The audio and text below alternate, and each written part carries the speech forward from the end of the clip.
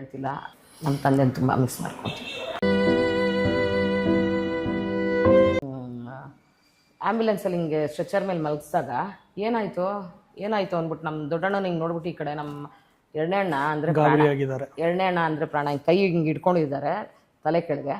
ಹಂಗೆ ನಮ್ಮ ಎರಡನೇ ಅಣ್ಣನ ನೋಡ್ಕೊಂಡು ಹಂಗೆ ಪ್ರಾಣ ಬಿಟ್ಬಿಟ್ರು.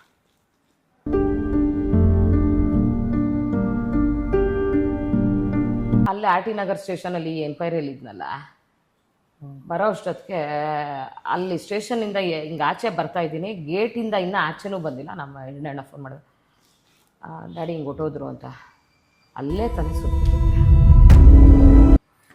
ಡೈಜೆಸ್ಟೇ ಮಾಡ್ಕೊಳಕ್ಕಾಗಲಿಲ್ಲ.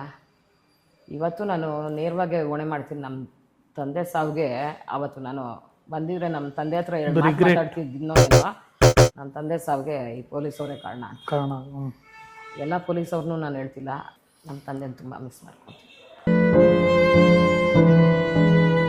ಅಂತ ಅಲ್ಲ, ಅವ್ರು ಕರೀತಿಲ್ಲ ಅನ್ನೋದಕ್ಕಿಂತ ನನಗೆ ಈ ಒಂದು ಕಪ್ಪು ಚುಕ್ಕಿ ನನ್ನ ಹಣೆ ಮೇಲೆ ಇಟ್ಕೊಂಡು ಹೋಗಿ ಅವ್ರ ನೆಮ್ಮದಿ ಶಾಂತಿ ಎಲ್ಲ ಹಾಳು ಮಾಡೋಕ್ಕೆ ನನಗೆ ಇಷ್ಟ.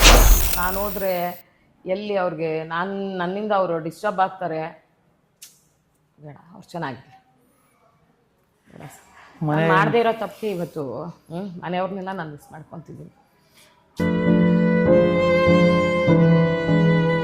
ಏನೇ ಸರಿ ಹೋದ್ರೂ ಇದೊಂದು ನಮ್ಮ ತಂದೆ ತಾಯಿಗೆ ನೋವು ಕೊಟ್ಟೆ ಅಂತ ತುಂಬ ಅನಿಸುತ್ತೆ.